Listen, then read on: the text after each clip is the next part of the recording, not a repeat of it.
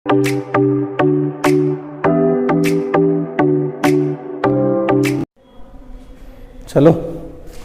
देखना बेटा, आज आपका जो टॉपिक रहेगा ना वो मार्जिनल कॉस्टिंग रहेगा। मार्जिनल कॉस्टिंग वाला चैप्टर कॉस्टिंग में तो है ही आपके पास, और एफएम में भी रहेगा, तो ध्यान रखना ये एफएम और कॉस्टिंग दोनों में रहेगा। तो पहले समझेंगे मार्जिनल कॉस्टिंग। कॉस्टिंग तो जानते हैं लागत। अब मार्जिनल शब्द क्या होता है? जैसे वेरिएबल कॉस्ट होती है, फिक्स कॉस्ट होती है। तो वैसे तो कॉस्ट मान लो दो प्रकार की होती है, एक वेरिएबल एक फिक्स, लेकिन वैसे सेमी वेरिएबल भी होती है। लेकिन सबसे पहले मार्जिनल कॉस्टिंग के बारे में अपन अध्ययन करेंगे। तो क्या होता है मार्जिनल कॉस्टिंग?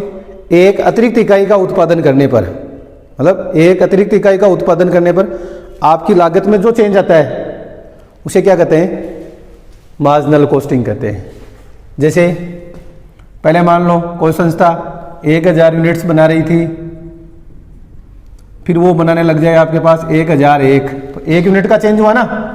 तो ध्यान देना यूनिट्स में तो चेंज हुआ एक का, कॉस्ट में कितना चेंज हुआ वो ध्यान देना। कॉस्ट मान लो पहले थी 10,000 10,000, और फिर बढ़कर हो गई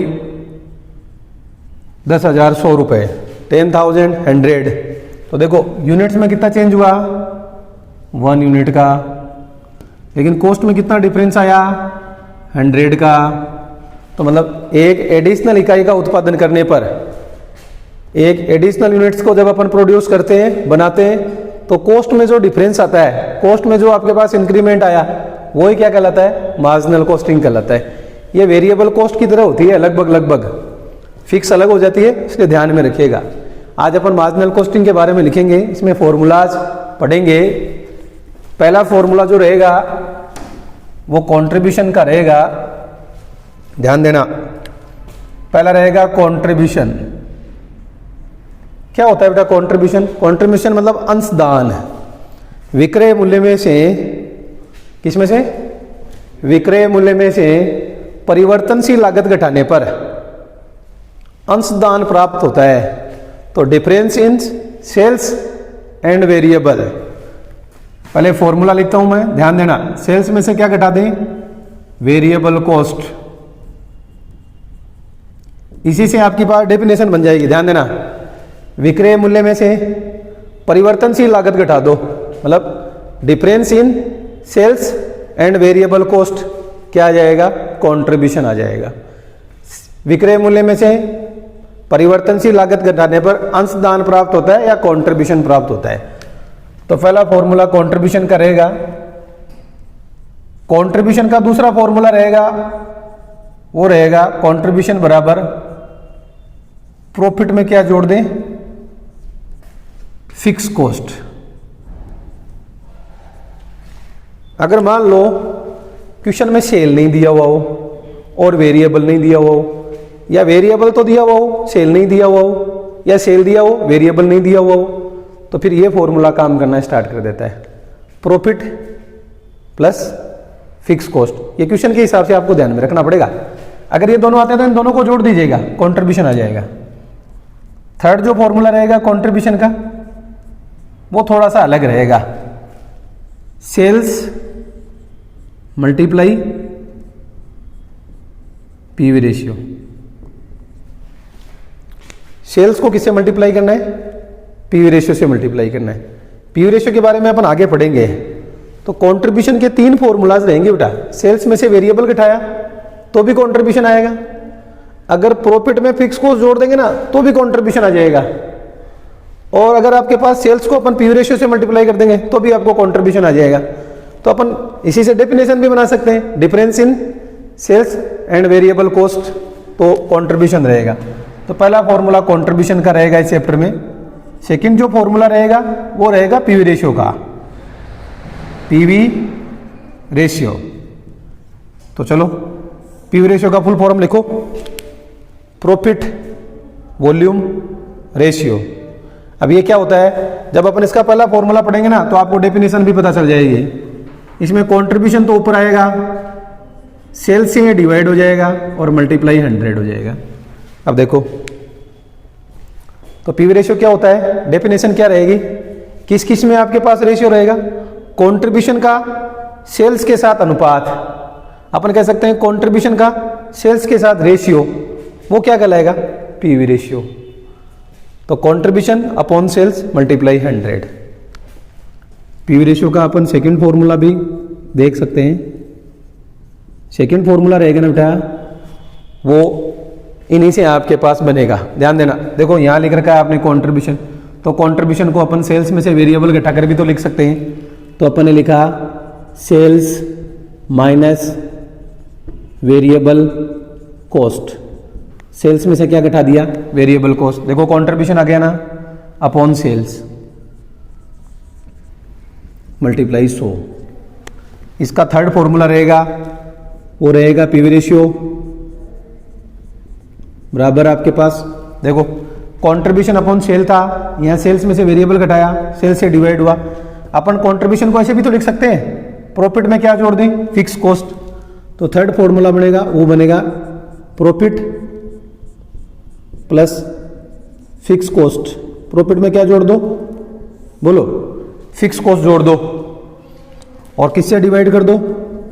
सेल से, मल्टीप्लाई 100। ध्यान देना बेटा, ये जो तीनों फॉर्मूलाज है ना, वो एक ही चीज से बने हुए हैं। Contribution upon sales, sale minus variable, ये भी कंट्रीब्यूशन है। प्रॉफिट प्लस फिक्स कॉस्ट, ये भी कंट्रीब्यूशन रहेगा। तो ये तीन फॉर्मूला इसके रहेंगे। इसका एक फॉर्मूला अलग से रहेगा, वो रहेगा 4 नंबर फॉर्मूला पीवी रेशियो का। पीवी रेशियो बराबर, वो कब आएगा? ध्यान देना, फॉर्मूला देखना, चेंज इन प्रॉफिट, किसमें चेंज?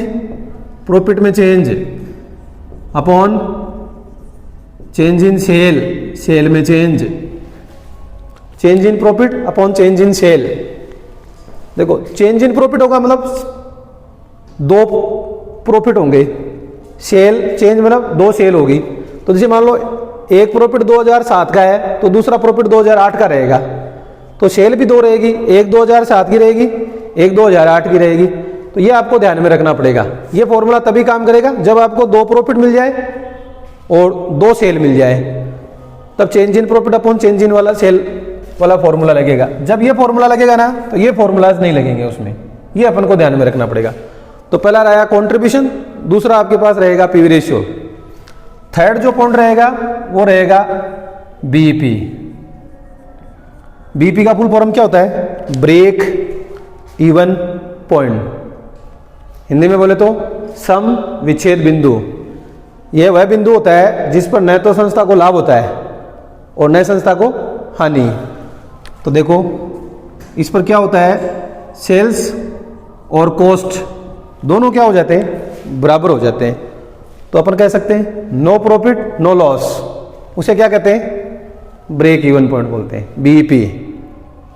हिंदी वाले ये कह सकते हैं कि जहां मतलब सेल्स और कॉस्ट बराबर हो जाती है, न तो लाभ होता है न हानि, वो आपके पास वो कौन सा पॉइंट रहेगा? वो ब्रेक इवन पॉइंट रहेगा। ब्रेक इवन पॉइंट जब कैलकुलेट करेंगे ना बेटा, तो इसके 2 टुकड़े रहेंगे। पहला जो ब्रेक इवन पॉइंट रहेगा वो रुपीज में रहेगा बेटा, तो बीपी रुपीज। बीपी रुपीज का जो फॉर्मूला रहेगा वो क्या रहेगा? फिक्स कॉस्ट तो ऊपर आ जाएगा, डिवाइड किससे हो जाएगा? पीवी रेशियो से डिवाइड हो जाएगा। जब पीवी रेशियो से डिवाइड होगा तो मल्टीप्लाई 100 आ जाएगा। तो पहला तो बीपी आपके पास रुपीज निकालना है कैलकुलेशन में। दूसरा आपके पास जो रहेगा वो रहेगा बीपी यूनिट्स। किसमें रहेगा? बीपी इन यूनिट्स। बीपी यूनिट्स में भी सेम फॉर्मूलाज है, थोड़ा सा चेंज करना है। देखो ऊपर तो फिक्स कॉस्ट रहेगा ही रहेगा, पीवी रेशियो के स्थान पर क्या आ जाएगा? कंट्रीब्यूशन पर यूनिट आ जाएगा। ध्यान देना, कंट्रीब्यूशन इसीलिए कैलकुलेट होता है, कंट्रीब्यूशन से यहाँ बीपी आपके पास निकालना पड़ेगा। तो जब कंट्रीब्यूशन का भाग लगा देंगे तो बीपी यूनिट्स आ जाएगा, और जब पीवी रेशियो का भाग लगाएंगे ना तो क्या आ जाएगा? बीपी रुपीज आ जाएगा। लेकिन आपको ध्यान में रखना पड़ेगा, ये कंट्रीब्यूशन पर यूनिट है, तो कंट्रीब्यूशन पर यूनिट कैसे आता है? Contribution per unit. देखो कंट्रीब्यूशन ऐसे आता है, सेल्स में से वेरिएबल घटा देते हैं, तो पर यूनिट लाना है तो अपन क्या कर देंगे? सेलिंग प्राइस पर यूनिट कर देंगे ना। तो सेलिंग प्राइस पर यूनिट पहले लेंगे, सेलिंग प्राइस पर यूनिट, उसमें से वेरिएबल कॉस्ट पर यूनिट घटा देंगे। क्या घटा देंगे? वेरिएबल कॉस्ट पर यूनिट घटा देंगे। ध्यान देना, कंट्रीब्यूशन पर यूनिट कैसे आएगा? सेलिंग प्राइस पर यूनिट लेंगे, माइनस क्या करेंगे?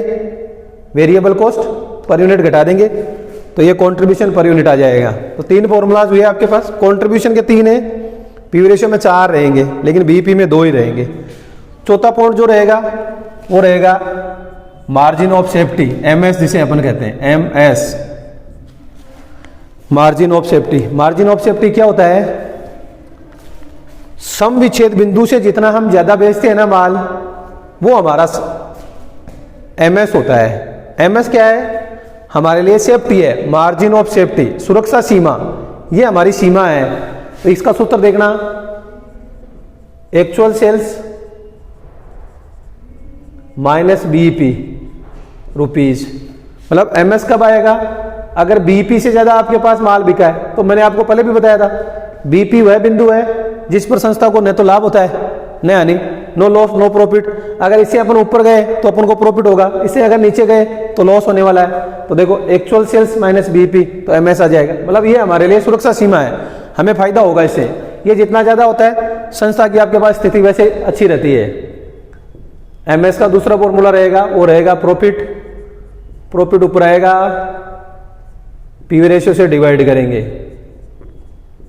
मल्टीप्लाई 100। तो जब भी आपको एमएस पूछे तो पहले एक्चुअल सेल्स लिखो, बीईपी रुपीज वाला घटाना है, यूनिट्स वाला मत घटा देना। एमएस प्रॉफिट ऊपर आए, पीवी रेशियो से डिवाइड करेंगे, मल्टीप्लाई 100। ये 2 फॉर्मूलाज आपको ध्यान में रखने हैं। मेन फॉर्मूला 4 होते हैं, पहला कॉन्ट्रीब्यूशन होता है, दूसरा पीवी रेशियो होता है, तीसरा बीईपी होता है, चौथा एमएस होता है। फॉर्मूलाज खत्म हो गए, कुछ एडिशनल फॉर्मूलाज है वो मैं लिखवाऊंगा आप लोगों को, ध्यान देना। 5वां फॉर्मूला, वो कोई मेथड नहीं है। कभी कभी क्वेश्चन में क्या होता है, फिक्स कॉस्ट नहीं दिया हुआ होता। अब जब स्टूडेंट को फिक्स कॉस्ट नहीं मिलता तो स्टूडेंट क्या सोचता है, बोला क्वेश्चन में सर फिक्स कॉस्ट था ही नहीं। तो अपन को क्या करना है, फिक्स कॉस्ट कैलकुलेट करना है। ध्यान देना कैसे, सबसे पहले सेल्स लेना है, सेल्स को किससे मल्टीप्लाई करना है? पीवी रेशियो से। जब अपन सेल को पीवी रेशियो से मल्टीप्लाई करेंगे, देखो ये फॉर्मूला अपन ने पहले भी लिखा था, कंट्रीब्यूशन आ जाएगा, ये रहा सेल्स मल्टीप्लाई पीवी रेशियो। लेकिन ये तो कंट्रीब्यूशन आया, हमें तो फिक्स कॉस्ट चाहिए, तो हम क्या कर देंगे, इसमें से प्रॉफिट लेस कर देंगे। लेकिन कभी कभी मान लो आपको क्वेश्चन में प्रॉफिट पूछ लेता है, तो मतलब क्वेश्चन में सेल देगा, सेल देगा तो प्रॉफिट पूछेगा। तो प्रॉफिट पूछता है तो यही फॉर्मूला वापस काम करेगा, sales multiply PV ratio. Sales को हम पीवी रेशियो से मल्टीप्लाई कर देंगे, तो ये भी कंट्रीब्यूशन आ गया। इसमें से हम क्या लेस कर देंगे, फिक्स कॉस्ट लेस कर देंगे। ध्यान देना, अगर फिक्स कॉस्ट पूछे ना तो sales multiply PV ratio minus profit होता है, लेकिन अगर प्रॉफिट पूछे ना तो sales multiply PV ratio minus fix cost होता है। ये दोनों फॉर्मूला सेम सेम ही है। फिक्स कॉस्ट इधर रख दो, प्रॉफिट आ जाएगा, प्रॉफिट इधर रख दो, फिक्स कॉस्ट आ जाएगा। तो ये क्वेश्चन में तब ध्यान रखना है, जब ये फॉर्मूला काम करता है ना, change in profit upon change in sale, तब ये पक्का फॉर्मूला काम करेगा। फिक्स है ये क्वेश्चन का रूल, क्योंकि इसमें क्या होगा, चेंज इन प्रॉफिट मिल जाएगा, चेंज इन सेल मिल जाएगा, लेकिन इसमें फिक्स कॉस्ट नहीं देगा क्वेश्चन में। तो आपको फिक्स कॉस्ट ऐसे कैलकुलेट करनी है। और क्वेश्चन में अगला बोल देना 5 लाख की सेल है, 10 लाख की सेल है, 20 लाख की सेल है, 50 लाख की सेल है, प्रॉफिट बताओ, तो मतलब यही फॉर्मूला काम करेगा। कभी कभी क्वेश्चन में क्या होता है, प्रॉफिट दे दिया जाता है। 6 नंबर फॉर्मूला ध्यान देना, अगर क्वेश्चन में प्रॉफिट दिया गया हो, क्वेश्चन में अगर प्रॉफिट दिया गया हो, प्रॉफिट गिवन है बेटा, प्रॉफिट गिवन है। अगर प्रॉफिट गिवन है तो आपको क्या निकालना पड़ेगा, सेल्स कैलकुलेट करनी पड़ेगी। तो प्रॉफिट गिवन है तो सेल कैलकुलेट करना पड़ेगा। तो सेल का जो फॉर्मूला रहेगा वो ये रहेगा, सेल्स बराबर, आपने जो बीपी पढ़ा ना वैसा सा फॉर्मूला रहेगा। ध्यान देना, सेल्स, सेल्स भी 2 होगा, 1 रुपीज में होगा। तो फिक्स कॉस्ट में क्या जोड़ देंगे, प्रॉफिट जोड़ दो, लेकिन प्रॉफिट का यहां नाम होगा, वो होगा पीडी, प्रॉफिट डिजायर, वो क्वेश्चन में दिया हुआ होगा।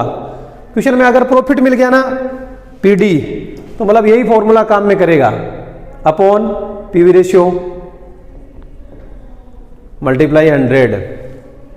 सेल्स आपको यूनिट्स में भी पूछ रख सकता है, सेल्स इन यूनिट्स। अगर सेल्स इन यूनिट्स पूछता है तो आपका फॉर्मूला सेम रहेगा, फिक्स कॉस्ट ऊपर रहेगा, पीडी प्रॉफिट डिजायर, दिया गया प्रॉफिट क्वेश्चन में गिवन होगा ये,